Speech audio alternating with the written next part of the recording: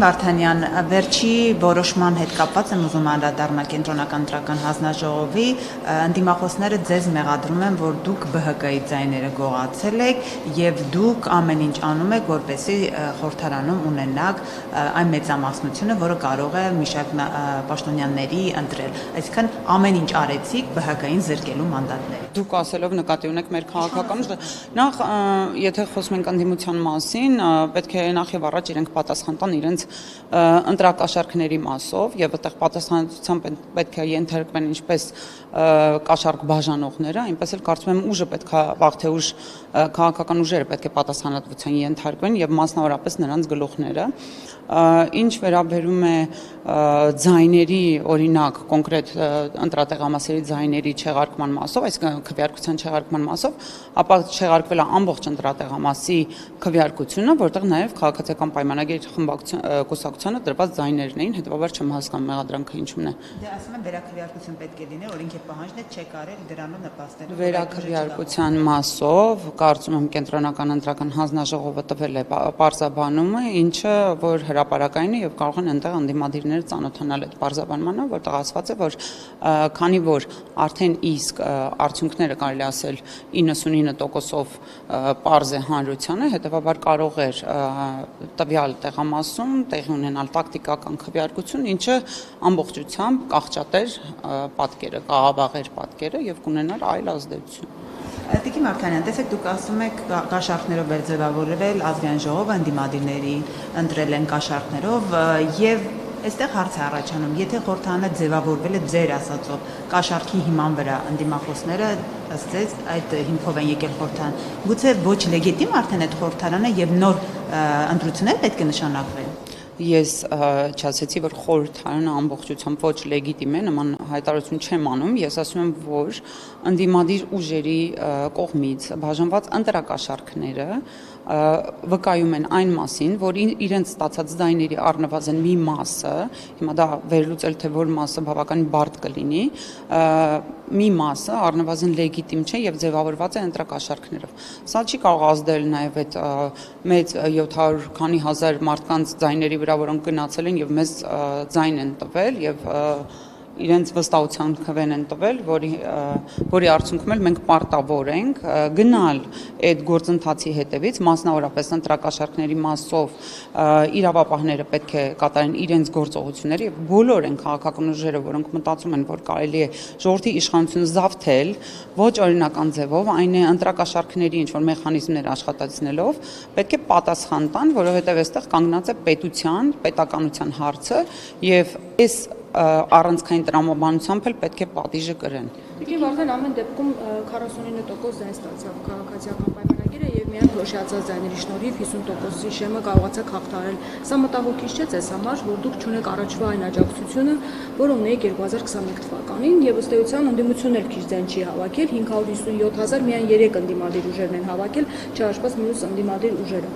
Այսինքն այդ մեծամասնությունը 3/5-ը դուք ձեռք բերեցիք, երբ որ Բարգավաճ Հայաստանին դուրս թողեցիք ազգային ժողով մտնելու։ Սա մտահոգիչ չէ, սա արդյոք չի խոսում, որ դուք առաջվա լեգիտիմություն չունեք։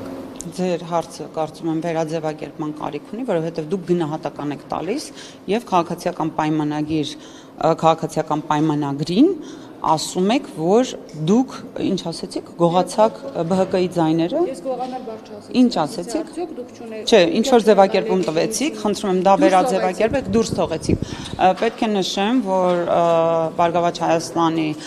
Բարգավաճ Հայաստանի ձայները հաշվարկվել են նույն տրամաբանությամբ, ինչ տրամաբանությամբ հաշվարկվել են բոլոր մնացած ուժերի, այդ թվում քաղաքացիական պայմանագիր կուսակցության ձայները։ Հետևաբար, երբ դուք ասում եք դուք դուրս թողեցիք, դա քաղաքական գնահատական է, դա հարց չի իմ տպավորությամբ։ Եվ ինչ վերաբերում է մտահոգիչ լինելու, ապա այս պարագայում կարող եմ ասել, որ քաղաքացիական պայմանագիրը ստացել է շատ ավելի շատ ձայներ, քան ստացել էր 2021 թվականին, եւ ինչ վերաբերում է նաեւ այն, երբ դուք ասում եք, որ փոշիացած ձայների այսինքն արդյունքում ենք ստացել մեծամասնություն եւ այլն, դա մեր ընտրական օրենսգրքի, այսինքն բանաձևն է, որը գործել է 21-ին, որը գործել է 10։ Ուղղակի հարցն է, որ դուք չեք Չէ, այդտեղ եթե հարց կա, դուք նշանակում եք դուք հարցականի տակ եք դնում արդյոք ընտրական օրենսգրքում նշված այդ դրույթները։ Ինչու փոշիացած ձայները եկան ձեր օգտին։ Ես ասում եմ, որ դուք 49% ձայն եք հավաքել։ 2021 թվականի համեմատ աստորեն նվազել է ձեր ձայները, սա արդյոք ձեզ չի մտահոգում։ Մեզ մտահոգում է այն, որ որոշ քաղաքական ուժեր մտածել են, որ կարելի է գալ Հայաստանի Հանրապետությունում զավթել ժողովրդի իշխանությունը, բաժանելով ընտրակաշառք։ Այդ դա ինձ մտահոգում է։ Եվ այդ մասով ես կարծում եմ մենք գնալու ենք այս հարցի հետևից, եւ այս հարցը առնվազն մինչև մյուս ընտրություններ եւ ոչ միայն մյուս ընտրություններ, այդ թվում նաեւ տեղական ինքնակառավարման մարմիններում կայացող գալիք ընտրություններում պետք է արդեն լուծված լինի։ Տիկին Վարդանյան, մենք նաեւ տեսնում ենք, որ ընտրությունների արդյունքների հետ չմաշտված է այսպես ընդդիմադիր գործիչները, նաև վերջին շրջանում, վերջին օրերի ընթացքում փորձում են Հայաստանից դուրս գալ, դա պայմանավորում են իրենց անձնական ինչ-որ գործերով, սա կապում եք նաև, չգիտեմ, ինչերի հետ է կապում, ինչ նպատակով։ Ես սա իհարկե ես սրան կարող եմ քաղաքական գնահատական տալ, ես չեմ պատկերացնում ինչպես կարող են ընտրությունների մասնակցած եւ մանդատներ, այսինքն առնվազն ստացած քաղաքական ուժերի ղեկավարները կամ չգիտեմ գլուխները որոշեն, որ հետընտրական այս շրջանում, այսինքն հետընտրական ինչ որ 3 օր անց կամ 4 օր անց խոսել ինչ որ քաղաքական, չգիտեմ ինչերից կեղծիքներ հայտարարել եւ այլն, որը փորձում էին իդեպ տրամադրությունների դաշտը ստեղծել ամբողջ քաղաքական դաշտում եւ վեր կենալ եւ որոշել անձնական հարցերով բացակայել երկրից, երբ քաղաքացիներին ինչ որ կոչեր են անում։ Սա ակնհայտ ցույց է տալիս, որ այս մարդիկ քաղաքացիները իրենց համար գործիք են եւ ինչպես նախորդիվ նաեւ հրապարակումներից մեկում տեսա, որ Նարեկ Կարապետյանը ընդհանրապես շնորհակալություն էր հայտնում իր գործընկերներին, որոնք այսօր կալանավորված են, չնայած այդ մարդիկ կալանավորված են ընտրակաշառքների եւ նման օրինազանցությունների համար, բայց մարդը շնորհակալություն էր հայտնում եւ ասում է շնորհակալություն, որ դուք այդտեղից պայքարում եք, սա պետք է հաշվի առնեն մեր բոլոր այն քաղաքացիները, որոնք որ ինչ որ կերպ սատարել են այս ուժերին եւ հասկանան, որ այս ուժերը հերթական անգամ քաղաքացուն որպես գործիք ուզում են օգտագործել եւ նաեւ օգտվել մեր ժողովրդավար հաստատված ժողովրդավար ինստիտուտներից։ Խնդրահարույց չի, որ այդպիսի տեսանյութեր, այդպիսի լուսանկարներ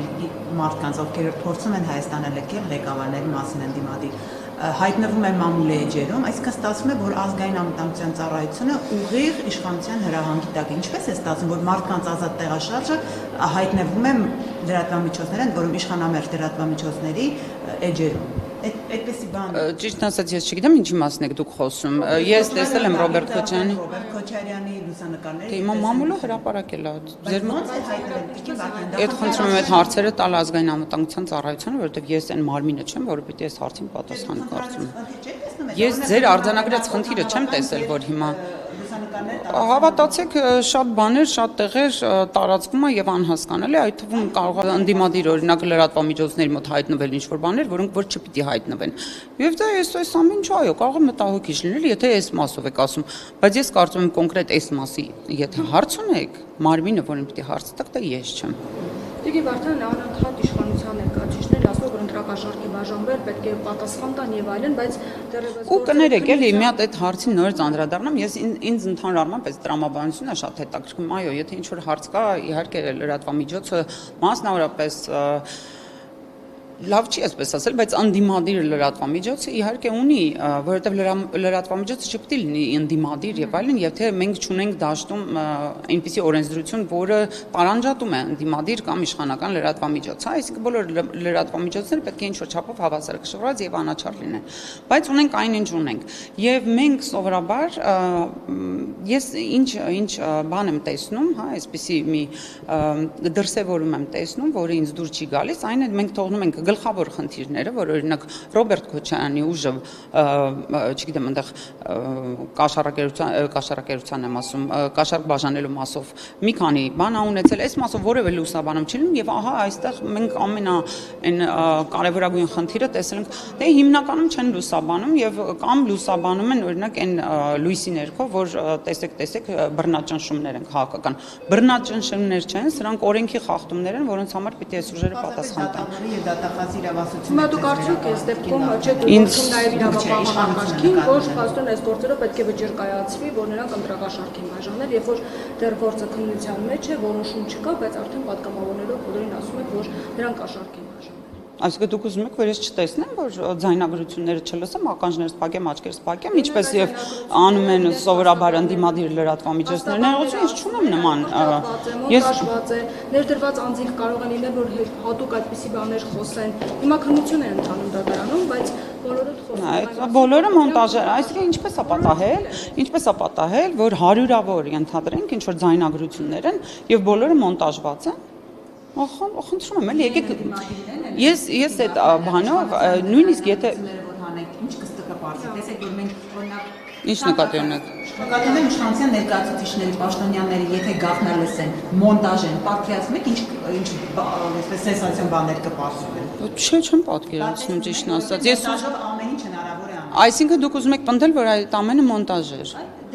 Դուք պնդում եք անում հիմա, դուք հիմա քաղաքական պնդումներ եք անում։ Ես ձեզ խնդրում եմ, ձեւ այո, ես քաղաքական գործիչ եմ, դուք ոչ։ Եթե դուք քաղաքական գործիչ եք, եկեք դուք այստեղ կողքս կանգնեք եւ մենք իրար հետ բանավիճենք։ Եթե ոչ, այդ դեպքում հարցերը վերաձևակերպեք։ Այլ հարցեր կան։ Այլ հարցեր կան։ Խնդրեմ։ Ընդդիմադիրների աջակիցներից նաև մենք լսում ենք այսպես բանը հրելու, հա, մարդկանց ինչ-որ բաների, վերջերս ուժեղ Հայաստանի աջակիցը ասում էր, որ գնան պայքարի, զոհեր կլինեն ու իրան դա չեն ուզում, դրա համար չեն գնանում, քայլի դա ոնց է գնահատում քաղաքական գնահատականը։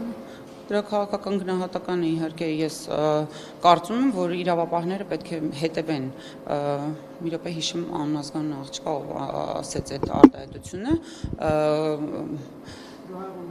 Ղումաշյան Գոհարներ այդ արտահայտության հեղինակը եւ կարծում եմ իրավապահները պետք է հարց տան ինչ նկատի ուներ, երբ ասում էր, որ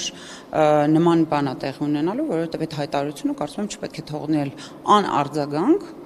եւ պետք է գնալ այդ հայտարարության հեղինակի եւ նրա աղբյուրների հետևից։ Եվ մի հարց առանց պնդման։ Խնդրեմ։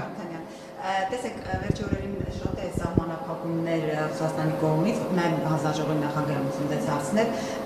Մենք խոսում ենք, որ Ռուսաստանի կողմից այս սահմանափակումները կա, բայց իշխանությունն ասում է այլընտրանքներ պետք է լինեն։ Հիմա Հայաստանի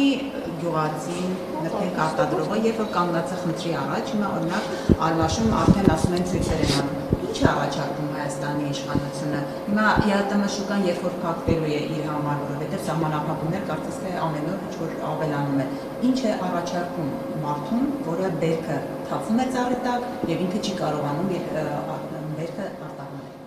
Բերքը չգիտեմ ծառի տակ ինչու է թափվում, կարծում եմ բերքը հավաքագործություն ունի, բայց ամեն դեպքում ես պետք է նշեմ, որ բյուջեի քննարկման շրջանակում այստեղ էր նաև էկոնոմիկայի նախարար պարոն Պապայանը եւ ներկայացրեց մանրամասն, թե էկոնոմիկայի նախարարությունը ինչպես է աշխատում բոլոր